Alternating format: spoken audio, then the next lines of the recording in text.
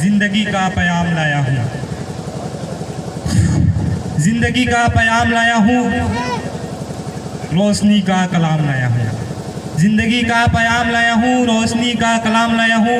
है गुजारिश आपसे कबूल कर लीजिए, मैं अदब का सलाम लाया हूँ, मैं अदब का सलाम लाया हूँ। शामीन इकराम, हाज़रीन मजलिस, मेरे प्यारे साथियों, दूर दराज से आए हुए मेहमान एजाम, मेहमान खसूसी, पर्दे में बैठी हुई मेरी माँ और बहनें, मैं सबसे पहले आप तमाम हजरात को तहे दिल से शुक्रिया अदा करता हूँ कि आपने अपने कीमती वक्त की कुर्बानियाँ दी। ये कुर्बानियाँ इतनी छोटी नहीं है, इस कुर्बानियों को आप इतनी छोटी मत समझिएगा, ये बहुत बड़ी कुर्बानियाँ हैं। मैं आपको जज्बे को हौसलों को मैं सलाम करता हूँ कि आपने ऐसे प्रोग्राम के अंदर आए जहाँ आज हमें सख्त चेहरे की जरूरत है। ऐसे प्रोग्राम के अंदर मैं आज इस तेलपुर के सरजमी पे खड़ा हूँ, खास करके glorious study point coaching centre के मंच पे खड़े होकर मैं बहुत फख्र के साथ महसूस कर रहा हूँ कि आज जो इस गांव की तालीम है, आज जो गांव की एजुकेशन सिस्टम है, जो सदियों से बहुत पीछे चलता आ रहा है, आज उसके अंदर बहुत परिवर्तन दिख रहा है। और ऐसा होना चाहिए, ऐसा होना चाहिए, क्योंकि आज परिवर्तन बहुत जरूरी है और हमें आज इस पे बोलना चाहिए, क्योंकि आज हम अगर इस पे नहीं बोलेंगे तो आने वाली सदियां हमारे पास बोलने के लिए कुछ नहीं बचेगा।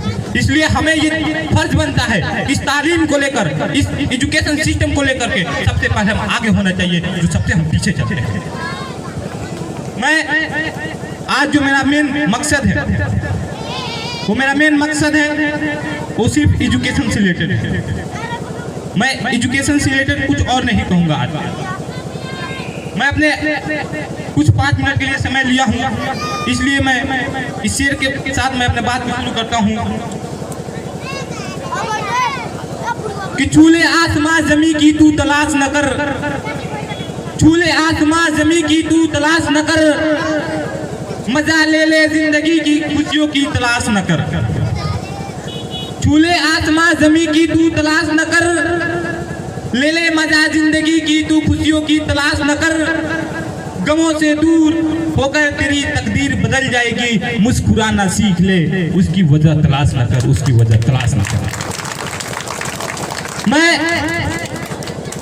अपने टॉपिक शुरू करने से पहले सबसे पहले वकार सर को मैं तहे दिल से शुक्रिया अदा करता हूँ, and I respect you from bottom of the heart, क्योंकि आपको मैं दिल के गहराइयों से रेस्पेक्ट करता हूँ कि आपने इस फील्ड के अंदर आए, एजुकेशन सिस्टम को अंदर आए। आपने सब जो फील्ड है, इस फील्ड के अंदर आना सबके लिए आसान नहीं है, लेकिन इन्होंने हौसला रखा, बुलंदी चढ़ने के लिए इन्होंने इस फील्ड के अंदर चुना, ये ऑप्शन चुना, और ये ऑप्शन चुनने के बाद ये आए, तो मैं इनको दिल के गहराइयों से रेस्पेक्ट करते हुए कहता हूँ कि आप इस फील्ड के अंदर स्ट्रगल कीजिए, हार्ड वर्किंग कीजिए, तब जहाँ हम लोग आपके सपोर्ट करते हैं, करते रहेंगे, क्योंकि आज एजुकेशन सिस्टम पर सिर्फ हमको सपोर्ट करने की जरूरत नहीं है, आप लोगों की भी सपोर्ट करने की जरूरत है। क्योंकि जब एक कल्चर सुधरेगा, जब एक सोसाइटी के अंदर परिवर्तन आएगी, तब हमारे देश के अंदर भी चेंजिंग होगा, तब हमारे देश के अंदर तरक्की आएगी। सिर्फ एक ही वजह है, वो है तालीम। तालीम के अंदर हमें परिवर्तन की जरूरत है।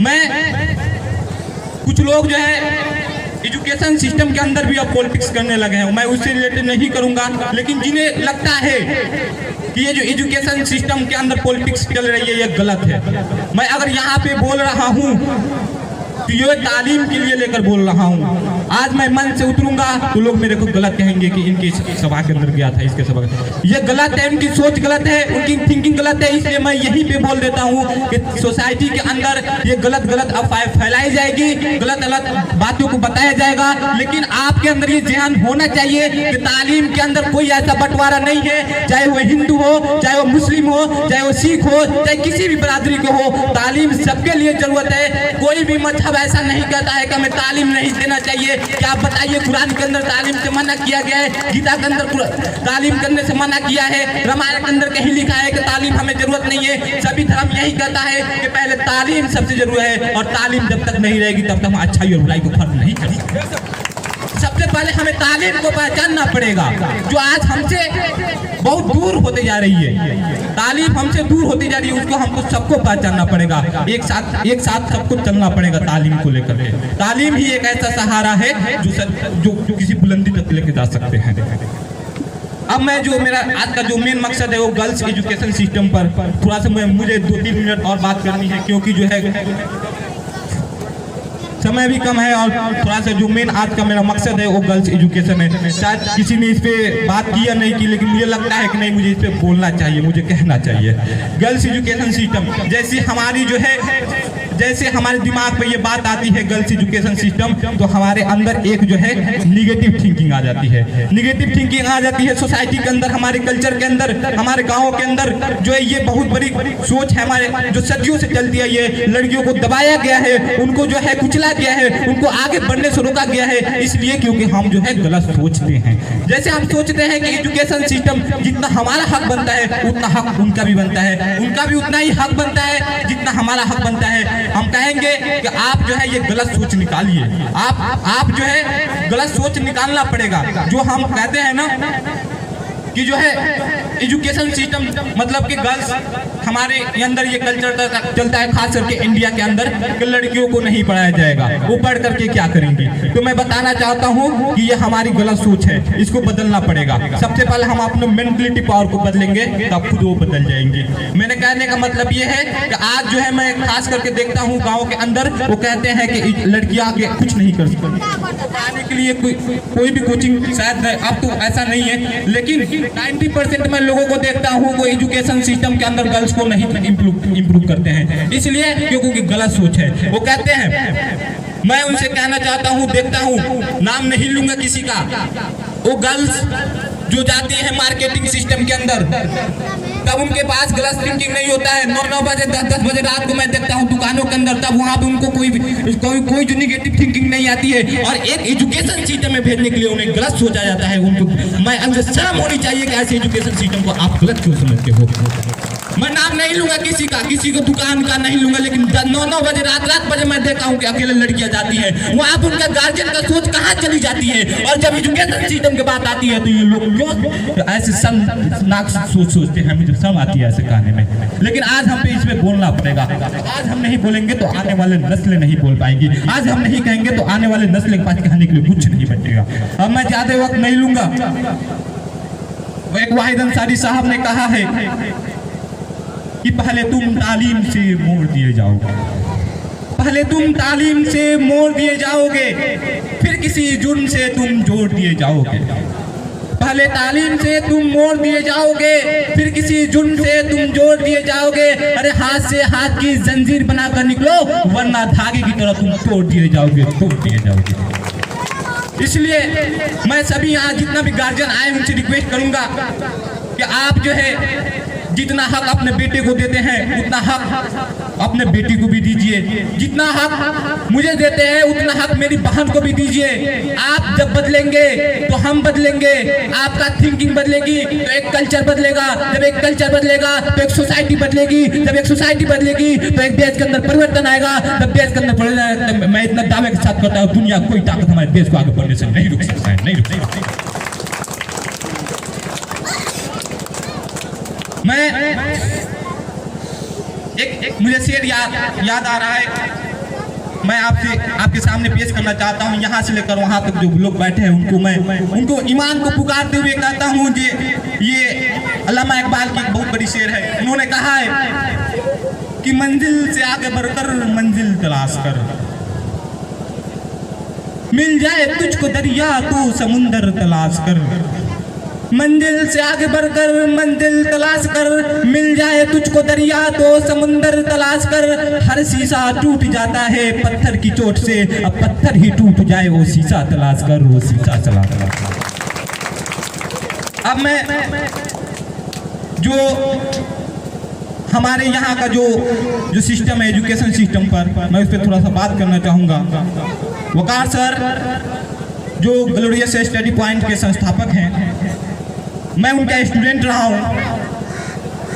2 साल से 3 साल से मैं इनके पास पढ़ा हूँ, और मैं इस चीज़ को बहुत आसानी से कह सकता हूँ क्योंकि मैंने इस चीज़ को महसूस किया है, यहाँ से महसूस किया है कि जो बहुत सारे टीचर हैं वो भी वही करते हैं जो ये भी कर रहे हैं। मैंने महसूस किया है दिल की गहराई से, जो आपके सामने आज पेश करना चाहता हूँ कि 5 साल 10 साल लग जाते हैं टीचर को एक्सपीरियंस होने में। वकार सर मात्र 2 साल के अंदर जो है हमारे सामने बेस्ट रिजल्ट दिए हैं। ये मुझे बयान करने की जरूरत नहीं है, आपका रिजल्ट आपको खुद बता देता है, रिजल्ट बता देता है 2 साल के अंदर। ये बहुत आसान बात नहीं है।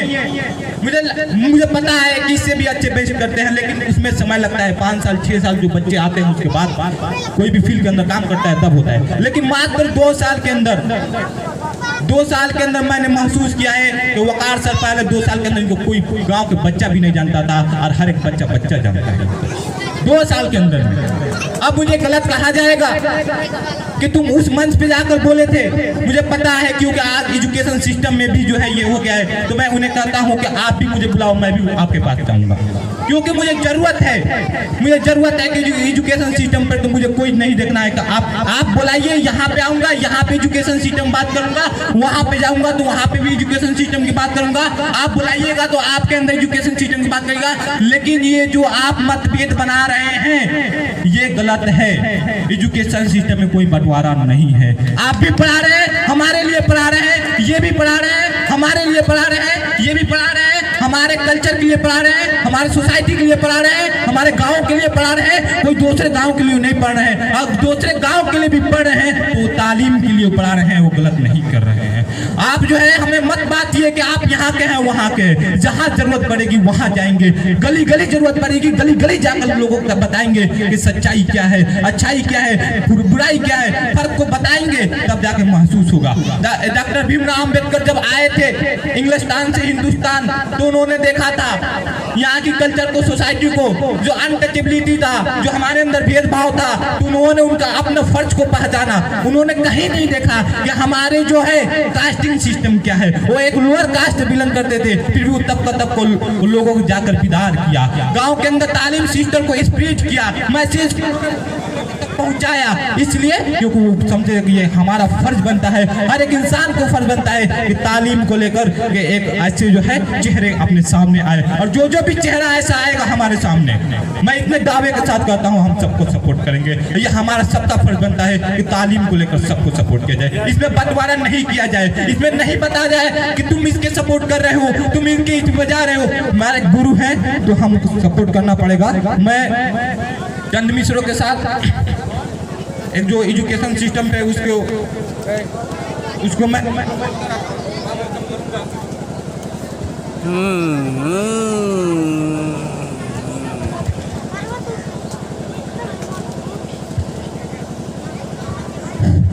मात्र 1 मिनट में एक 2 3 4 मिसरे जो है आपको बोल के चला जाऊंगा। तुम पढ़ो और पढ़ लिखो सब, वरना तारीख बदली मिलेगी। तुम पढ़ो और पढ़ कर लिखो सब, वरना तारीख बदली मिलेगी। अब कलम और कागज से बढ़कर दूसरा कोई चारा नहीं है। अब और कागज से बढ़कर दूसरा। माइक ठीक करो यार। कब तक रोते रोते कहोगे, कब तक रोते रोते कहोगे, दौर हाजिर हमारा नहीं है। हर तरफ जुल्म की साजिशें हैं, इनसे बचने की ख्वाहिशें हैं। हर तरफ जुल्म की साजिशें हैं, इनसे बचने की ख्वाहिशें हैं। सिर्फ तालीम ही है सहारा, दूसरा कोई सहारा नहीं है। शुक्रिया बहुत बहुत।